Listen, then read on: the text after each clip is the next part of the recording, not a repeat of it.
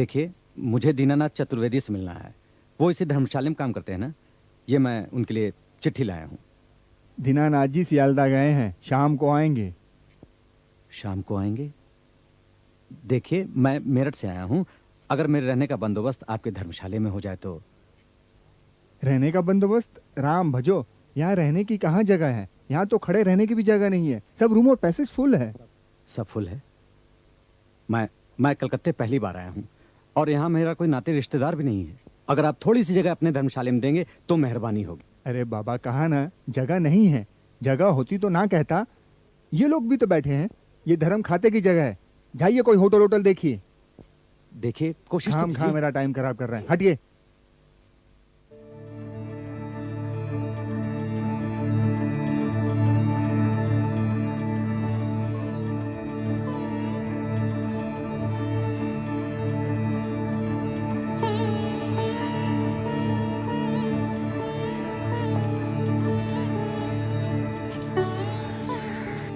जगह नहीं मिली? नहीं। होटल में जाओगे? होटल के पैसे होते तो कब का चला जाता। कहाँ से आ रहे हो? मेरठ से। आप क्या होटल के एजेंट हैं? नहीं, मेरा नाम गंगापत चौधरी है। मैंने आपको हावड़ा स्टेशन पर देखा था और देखते ही अचंभे में पड़ गया। अचंभे की बात बाद में बताता हूँ, पहले ये बताइए कलकत्ते में रहने की कोई जगह है या नहीं?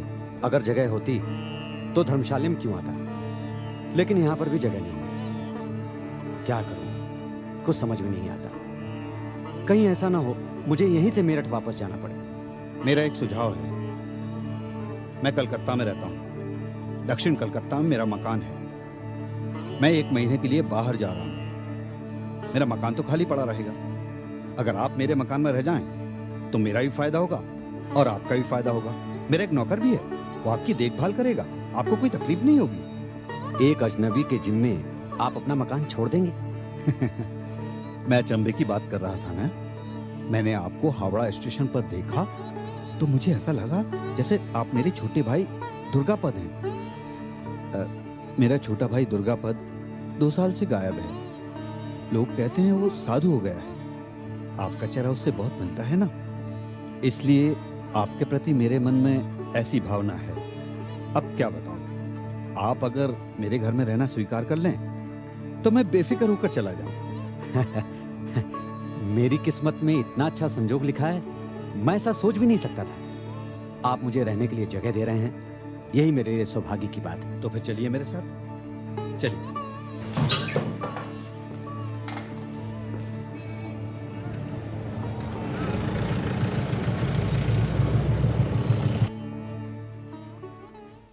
आइए आइए, यह है हमारा घर। रामचतुर, सामान उधर रख दो। और यह है रामचतुर, हमारा काम देखता है। नमस्ते। नमस्ते। बैठी बैठी। रामचतुर जी। एक काम करो, नीचे जलजोग से जाकर कुछ नमकीन और कचौड़ी ले आना। अच्छा। और संदेश भी ले आना। हाँ जी। और आकर चाय बना देना, ठीक है? जाओ। आता हूँ। अच्छी तरह रहिएगा। हाँ, अच्छा है ना? जी जी जी, बहुत बढ़िया। देखिए, आपको 1-2 बात बताना बहुत जरूरी है। हाँ हाँ, बोलिए। हमारा जो मकान मालिक है ना, वो काशीपुर में रहता है। वो आदमी जरा ठीक नहीं है।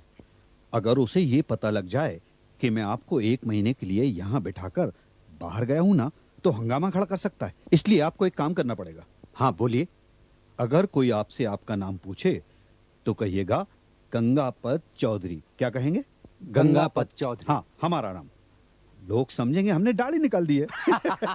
चलिए, इसे मजा आएगा। हाँ, तो अच्छी तरह से रहिएगा। अब मैं चलता हूँ। मैं सिर्फ एक झोला लेकर जा रहा हूँ, बाकी सब सामान यहीं पर है। 1 महीने तक आराम से रहिए, या मैं जब तक ना आऊं तब तक। ठीक है? बहुत अच्छा। मैं चलता हूँ। अरे लेकिन रामचतुर तो आपके लिए नाश्ता ला रहा है। नहीं, वो आपके लिए। आप नाश्ता कीजिए और रहिए। अरे हाँ, एक बात तो मैं बताना भूल ही गया। आप जब यहाँ घर में रहिएगा ना, तो ये जो खिड़की है ना जी, बीच बीच में इसे खोलकर देखते रहिएगा। हाँ।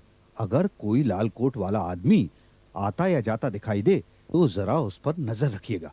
अगर दिखे तो तारीख और वक्त दोनों लिखकर रखिएगा। ठीक है? जी, बहुत अच्छा। अच्छा, नमस्कार। नमस्कार।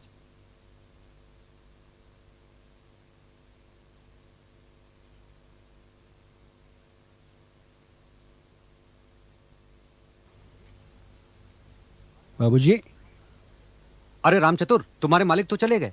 नीचे मुलाकात हुई उनसे। मैं आपके लिए थाली में नाश्ता लगाता हूँ। नहीं, पहले नहाऊंगा, उसके बाद नाश्ता करूंगा। जरूर नहा लीजिए, ये रहा गुसल खाना, जब तक मैं आपके लिए चाय बनाता हूँ। ठीक है। अच्छा राम चतुर, एक बात बताओ, तुम्हारे मालिक क्या कुछ, मतलब उनका कोई पेच वेच ढीला है क्या? जी, बहुत अच्छे आदमी है। क्यों? नहीं नहीं, मैं ऐसे ही कुछ पूछ रहा था। अच्छा एक बात और बताओ, कलकत्ते में क्या लोग लाल कोट पहन के घूमते हैं? कभी देखा तो नहीं, मगर ये कलकत्ता है, कलकत्ता, यहाँ कुछ भी हो सकता है।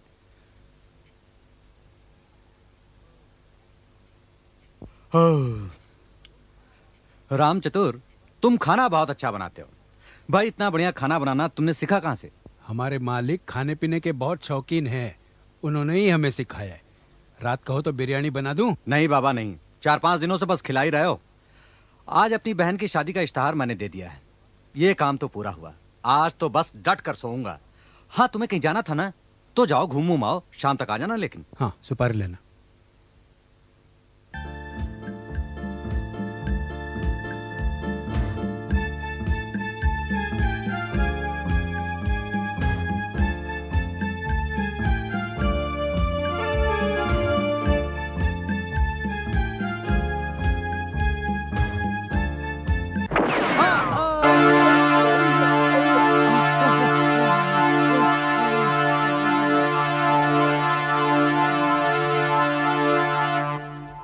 एक आदमी को जान से मार डालने की कोशिश थी, लेकिन आदमी बच गया है। कहाँ? फ्रेजर रोड के पास एक 2 मंजिला मकान है जिसमें गंगापत चौधरी नाम का एक आदमी रहता है। उसे जान से मार डालने की कोशिश की गई। गोली उसकी खोपड़ी की हड्डी को खरोंचती हुई निकल गई। पिस्तौल से वार किया गया। गोली कमरे में ही बरामद हुई है। आइए तो।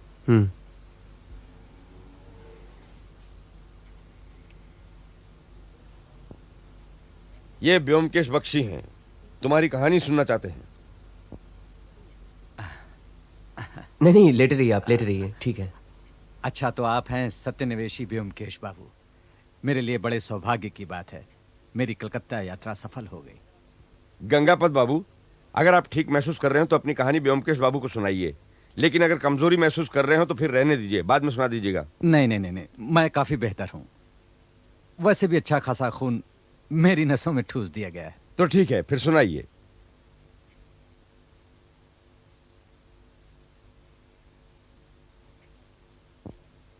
जैसा कि आप सोच रहे हैं, मैं गंगापत चौधरी नहीं हूं। मेरा नाम अशोक महती है।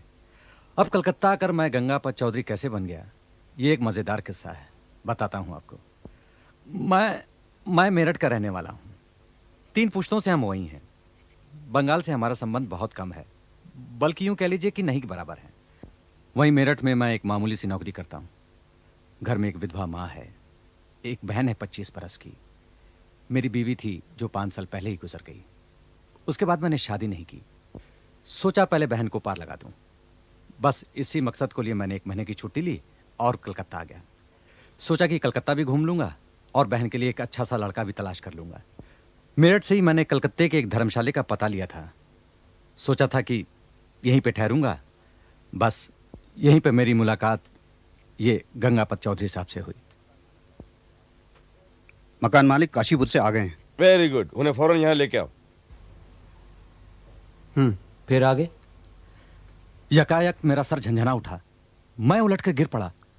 उसके बाद क्या हुआ मुझे कुछ मालूम नहीं। दर्द के मारे मैं बेहोश हो गया। इस अस्पताल में आकर मुझे होश आया।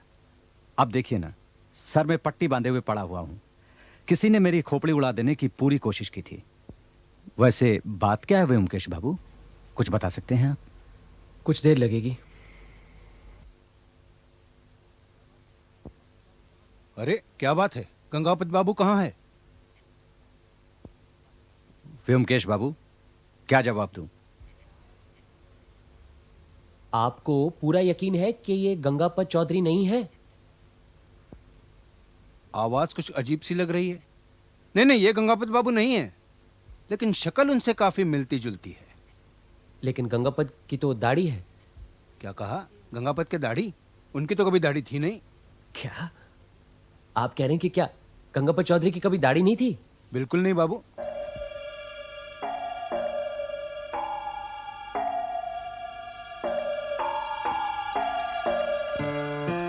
लेकिन उसकी तो दाढ़ी थी। आप उनके नौकर रामचतुर से क्यों नहीं पूछ लेते? ठीक है, मैं आज ही जाकर उससे मिलता हूँ। ऐसा कीजिए, आप भी मेरे साथ चलिए। अच्छा व्योमकेश बाबू, मैं कल सुबह आकर आपसे मिलता हूँ। आपके क्या तला के नए मकान को भी देख लेंगे। हाँ जरूर जरूर आइए। अच्छा जी, चलिए।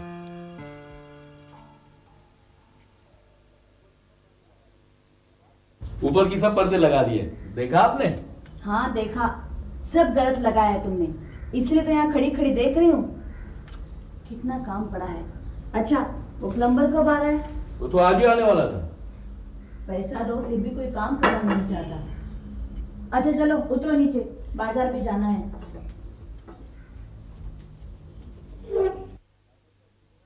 अरे बैठक तो अच्छी जमा दी। कुछ नहीं जमा।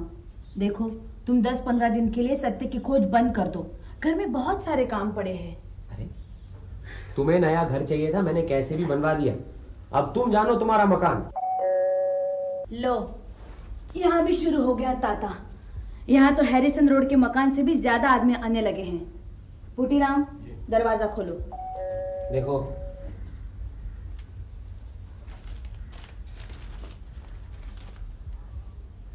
अरे आओ आओ इंस्पेक्टर। नमस्कार। अरे वाह वाह, मकान तो बहुत अच्छा बनाया व्योमकेश बाबू, चारों तरफ से खुला हवादार। अजी इस मकान में सारी पूंजी लगा दी। अरे पुटीराम जरा चाय लाना तो। अरे कमाई तो खर्च करने के लिए ही होती है व्योमकेश बाबू। यहाँ खर्चे कुछ ज्यादा है, कमाई कम। कहिए क्या खबर है? हाँ, वो राम चतुर भाग गया, कल शाम से ही गायब है। सचमुच चतुर है। पुलिस के झमेलों में कौन पड़ना चाहता है? वो तो बिहार के किसी गांव में बैठकर मजे से भुट्टा सेक कर खा रहा होगा। अच्छा ये गंगापत चौधरी के बारे में आपका क्या ख्याल है? मुझे तो लगता है उसकी दाढ़ी नकली है। मेरा भी यही ख्याल है, और गंगापत ने भी यही कहा है कि अशोक मैती का चेहरा उसके भाई से मिलता जुलता है। मतलब गंगापत और उसके भाई का चेहरा अगर एक जैसा हो तो सवाल यह है कि अगर गंगापत और अशोक मैती का चेहरा एक जैसा है तो गंगापत ने उसे अपने घर क्यों रखा? उसे अपना नाम क्यों दिया? इसकी वजह क्या है? और इंस्पेक्टर गौर करने की बात है कि असली गंगापत गायब है और नकली गंगापत का कोई खून करना चाहता है उसे असली समझकर। अरे बैठिए तो सही। मतलब यही हुआ कि असली गंगापत की जान खतरे में थी, इसलिए उसने नकली गंगापत ढूंढ निकाला और उसे अपने घर पर बिठा दिया ताकि उसका खून हो जाए, और खून करने वाला यही सोचे कि गंगापत अब नहीं रहा। तो अब असली गंगापत को ढूंढ निकालना है। गंगापत के घर की अलमारी से कुछ कागजात मिले हैं। उनसे यह पता चलता है कि वो कलकत्ता के किसी लोहे के कारखाने में काम करता है और फिलहाल 1 महीने की छुट्टी लेकर भागा हुआ है। अच्छा गोली कहां से चलाई थी, कुछ पता चला? खिड़की के सामने वाले मकान से। रास्ते के उस पार एक टूटा फूटा खाली मकान है, उसके पहले मंजिल की खिड़की से गोली चलाई गई। मकान से कुछ ताजा उंगलियों के निशान मिले हैं, लेकिन वो किसके हैं अभी तक पता नहीं चला। और कुछ? 2-1 संभावनाएं हैं। हो सकता है गंगापत नकली दाढ़ी लगा करके कोई संगीन जुर्म करना चाहता हो और फिर जुर्म के बाद दाढ़ी निकाल दे, या फिर अपने ही घर के सामने से खुद ही गोली चलाकर अशोक मैती का खून कर दे ताकि लोगों को यह पता चले कि गंगापत अब नहीं रहा। इस तरह वो अपने जीवन बीमा का रुपया हथियाना चाहता हो। कुछ भी हो सकता है। आपने मेरठ में पूछताछ की? अशोक मैती की तरफ से उसकी मां को एक टेलीग्राम भेजा है, अभी तक जवाब नहीं आया। क्यों, आपको उस पर भी शक है? लगता तो सीधा साधा भला आदमी है, शायद जो कुछ कह रहा है सच कह रहा है, लेकिन अब तक इसका समर्थन नहीं हुआ। समर्थन करने वाला एक आदमी था, राम चतुर, और अब वो भी गायब। अच्छा ये गंगापत चौधरी काम कहाँ करता है? Scrap iron and steel company में। तो वहां पूछताछ करने से कुछ पता लग सकता है? हाँ, वहां जाने के लिए निकला हूं। आप चलेंगे साथ? हाँ चलिए। यहाँ बैठा रहा तो सत्यवती घर के सजाने के काम में लगा देगी। चलिए। अरे वाह व्योमकेश बाबू, चाय तो आने दीजिए।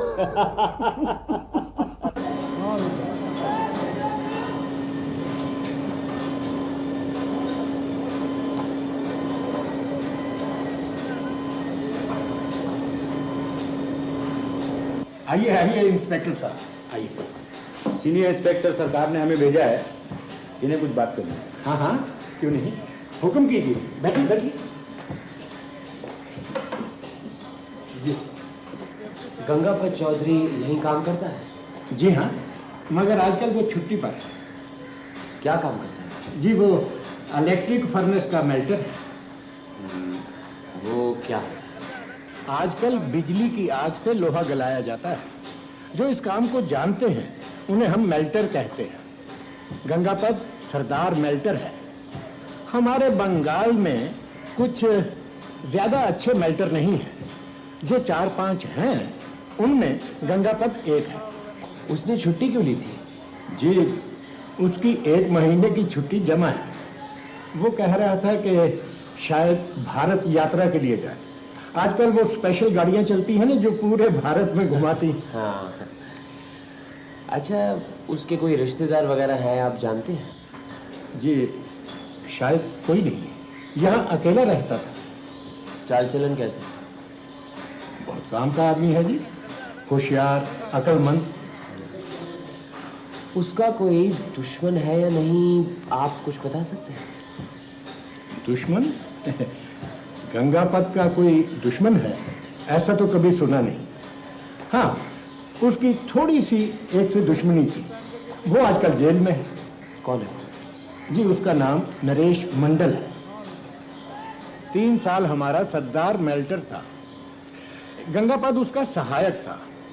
दोनों में हमेशा लगी रहती थी। गंगापत हमेशा उसके चुटकी लिया करता था और नरेश बिला वजह भड़कता था, बहुत गुस्से में था। मैं इन दोनों की झड़पों का मजा लिया करता था। फिर यकायक नरेश ने गुस्से में किसी की हत्या कर दी और गंगापत ने उसके खिलाफ गवाही दे दी। नरेश को जेल हो गई। खून के मामले में जेल? जेल कितने साल की थी, कुछ मालूम है? जी ठीक से तो कुछ नहीं कह सकता। 4-5 साल की तो होगी ही। नरेश के जेल जाने के बाद गंगापत सरदार मेल्टर बन गया। अच्छा, एक बात बताइए, आपने गंगापत को आखिरी बार कब देखा? जी यही कोई 12-13 दिन पहले। तो क्या उसके दाढ़ी थी? दाढ़ी? गंगापत के तो कभी दाढ़ी नहीं थी। अच्छा ठीक, बहुत बहुत धन्यवाद। नमस्कार। नमस्कार।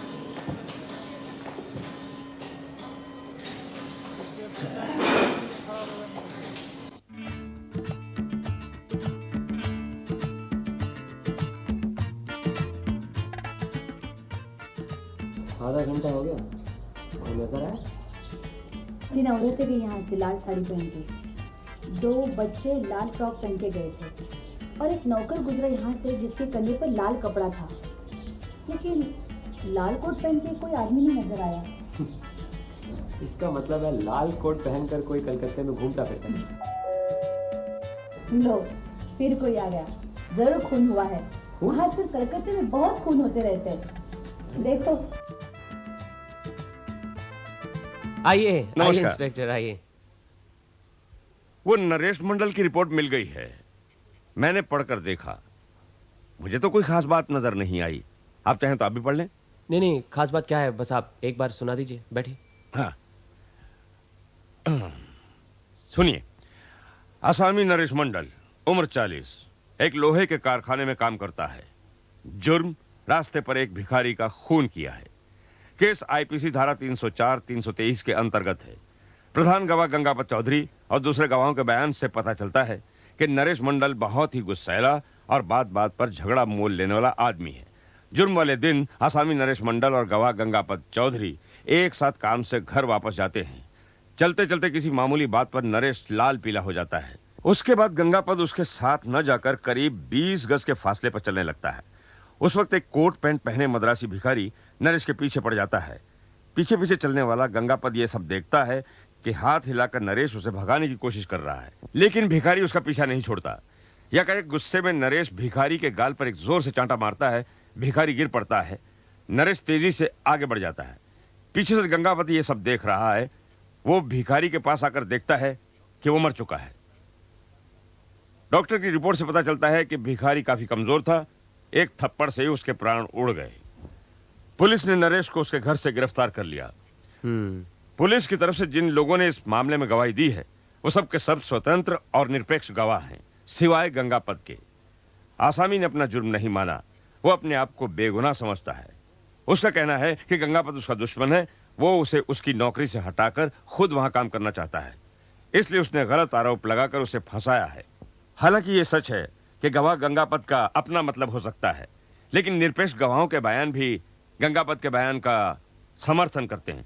इन सब बातों को मद्देनजर रखते हुए आईपीसी की धारा 304 के अनुसार आसामी को अनजाने में हत्या के अपराध में अदालत 3 साल की सख्त सजा देती है। क्यों, क्या लगता है? कुछ कहा नहीं जा सकता। जहां भी राख नजर आए उसे उड़ाया जाए। हो सकता है कोई हीरा मिल जाए। ये बात तो है। अच्छा, वो टूटे फूटे मकान में जो उंगलियों के निशान मिले थे, उनकी आपने तस्वीरें ली? हाँ, ले ली। और गंगापत का कुछ पता चला? नहीं, भारत भ्रमण की जितनी भी स्पेशल गाड़ियां हैं, हर एक के मुसाफिरों की लिस्ट देख ली है। गंगापत चौधरी का नाम किसी में भी नहीं। हो सकता है शायद दूसरा नाम लेकर निकल गया हो सकता है गया ही ना हो, कलकत्ता में ही कहीं छुपा बैठा हो। हाँ, ये भी हो सकता है। और कोई खास बात? मेरठ से खबर आई है, अशोक मैती सचमुच मेरठ का ही रहने वाला है। अच्छा, आप एक काम कीजिए। मुझे ऐसा जान पड़ता है कि नरेश मंडल की सजा की मियाद खत्म हो जाने की बात है। क्या आप पता लगा सकते हैं वो जेल से छूटा है कि नहीं? हाँ हाँ, क्यों नहीं, मैं ऐसा करता हूं। कल सुबह ही आपको पता करके बताता हूं। ठीक है। बुरी खबर है ब्योमकेश बाबू। क्या हुआ?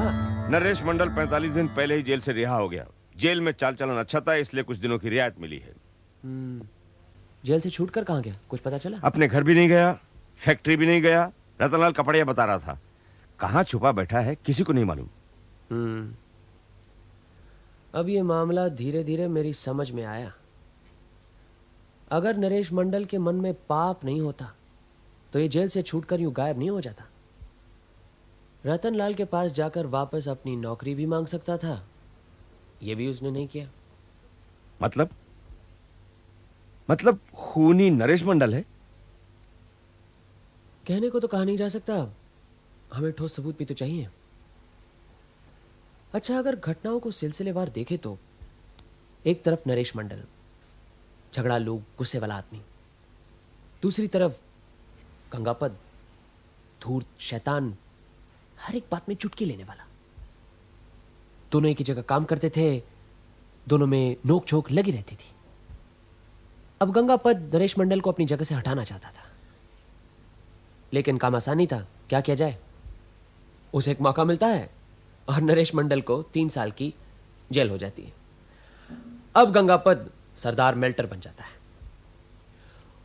उधर सजा की मियाद से कुछ दिन पहले नरेश मंडल छूट जाता है, लेकिन ना तो वो सीधा घर जाता है, ना अपनी नौकरी पर। बदले की आग अब भी उसके सीने में धधक रही है। वो गंगापत को खत्म करने की साजिश में लग जाता है। और इधर गंगापत को यह पता चलता है कि नरेश मंडल जेल से छूट गया है।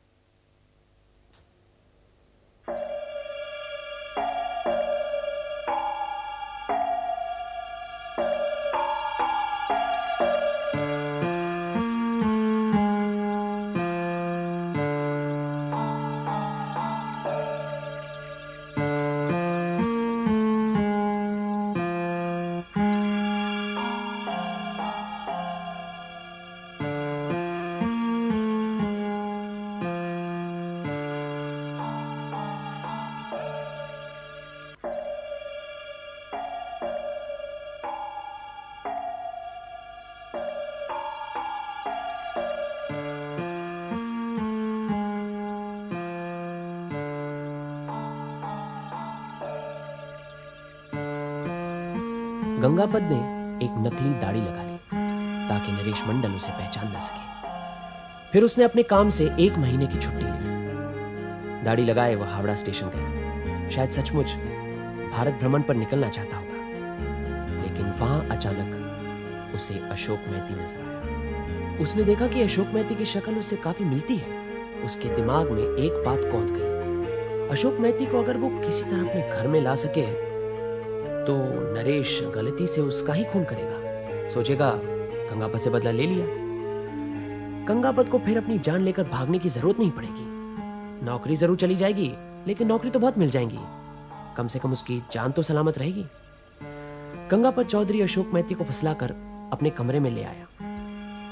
उसे समझा दिया कि वो अपना नाम गंगापत चौधरी बताए, और यह भी सलाह दी कि बीच बीच में वो खिड़की खोलकर देखता रहे कि कोई लाल कोट पहनने वाला आदमी आता जाता है या नहीं। लाल कोट वाली बात तो सिर्फ एक बहाना था। असल मतलब यह था कि अशोक मैती बीच बीच में खिड़की खोलता रहे ताकि मौका पाकर नरेश मंडल उसे गोली से मार दे। अब अगर नरेश मंडल के नजरिए से सोचा जाए तो जेल से छूटकर पहले उसने एक पिस्तौल बरामद की, फिर गंगापत के मकान के इर्द गिर्द घूमता रहा। उसने उसके मकान के सामने एक टूटा फूटा मकान पाया और बस फैसला कर लिया कि उसी सामने वाले मकान से वो गंगापत को गोली से उड़ा देगा।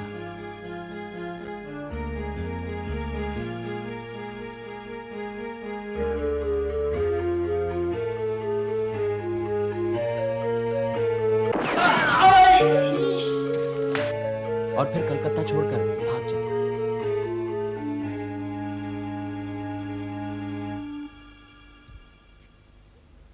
सब प्लान के मुताबिक हुआ, लेकिन थोड़ी सी चूक हो गई। अशोक मैती घायल जरूर हुआ, लेकिन मरा नहीं। अब गंगापत और नरेश मंडल की हालत कुछ एक जैसी है। दोनों खुलेआम समाज में घूम नहीं सकते। अखबार में छपवाया गया है कि पुलिस को दोनों की तलाश है। नरेश मंडल तो कानूनन दोषी है, उसने खून करने की कोशिश की, और गंगापत भी बड़ा दगाबाज किस्म का आदमी है। उसने सीधे साधे निर्दोष आदमी को मौत के मुंह में धकेलना चाहा। लेकिन अगर गंगापत पकड़ा जाए, उसे कानूनन सजा हो सकती है या नहीं, ये तो कहा नहीं जा सकता। वो सब तो ठीक है, लेकिन जिसने कानूनन जुर्म किया हो उसे कैसे पकड़ा जाए? एक रास्ता है, इश्तिहार। इश्तिहार? तालाब में बंशी डाले बैठे रहो, मछली दाना निकले तब उसे पकड़ा जा सकता है। अच्छा, करना क्या होगा? यहां के 2 प्रमुख अखबारों में इश्तिहार देना होगा। इश्तिहार कुछ ऐसा होगा, बंबई के किसी स्टील फाउंड्री में तजुर्बेकार इलेक्ट्रिकल मेल्टर की जरूरत है। अच्छी तनख्वाह होगी, कुछ समझ लीजिए 700,000 रुपए। इंटरव्यू कलकत्ते में होगा।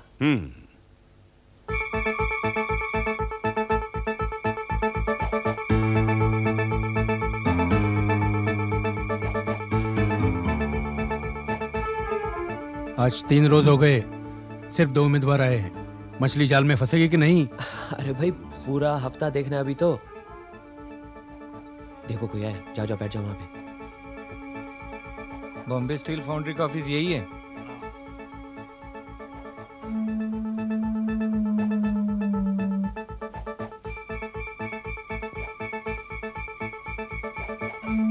साहब, मैं अखबार में इश्तिहार देख के आया। हाँ हाँ, हम ही ने इश्तिहार दिया था। बैठिए। इलेक्ट्रिकल मेल्टर की नौकरी के लिए आए थे? जी। सर्टिफिकेट दिखाइए अपने। वो सर्टिफिकेट सब खो दिया साहब। 3 साल से बीमार था ना, नौकरी भी छोड़नी पड़ी। पहले कहाँ काम किया? नागपुर की फाउंड्री में काम करता था साहब, आयरन फाउंड्री में। साहब, मैं एक तजुर्बेकार इलेक्ट्रिक मेल्टर हूँ साहब।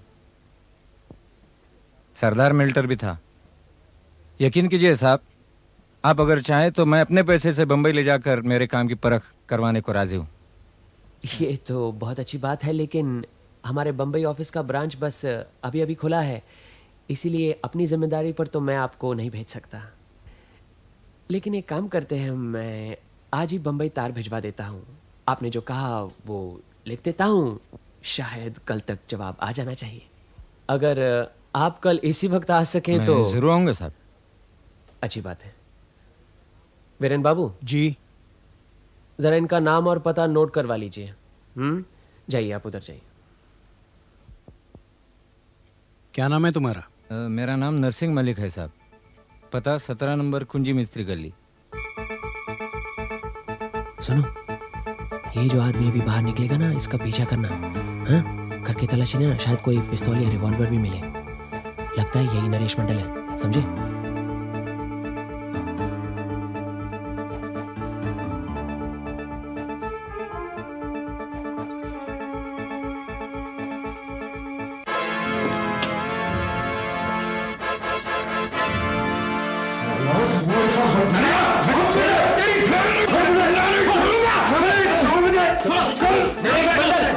गंगा चौधरी के खून करने की कोशिश के अपराध में तुम्हें गिरफ्तार किया जाता है, समझे?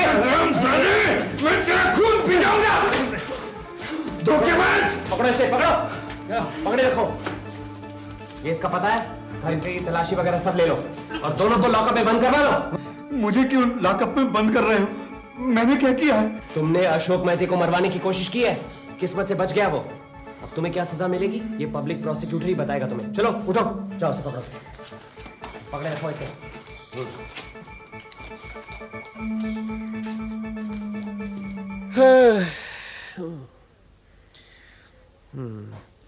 चलो, दोनों पकड़े गए हैं। नरेश मंडल और गंगापद, ये दोनों ही आपके पास नौकरी के लिए आएंगे। क्या आपको इस बात की उम्मीद थी? उम्मीद तो नहीं थी, लेकिन मन में आशा थी। ये उम्मीद नहीं थी कि दोनों उसी वक्त आके सांप नेवले की लड़ाई शुरू कर देंगे। लेकिन अच्छा ही हुआ ना, एक ईंट से दोनों चिड़िया घायल। अच्छा, उस अशोक मेहती का क्या हाल है? ठीक है? ठीक है, ठीक है। एक काम करो, इंस्पेक्टर सरकार से जाकर कहो कि उसके रहने खाने पीने का अच्छा इंतजाम करे। अगर वो गुजर गया तो आपका केस फुस।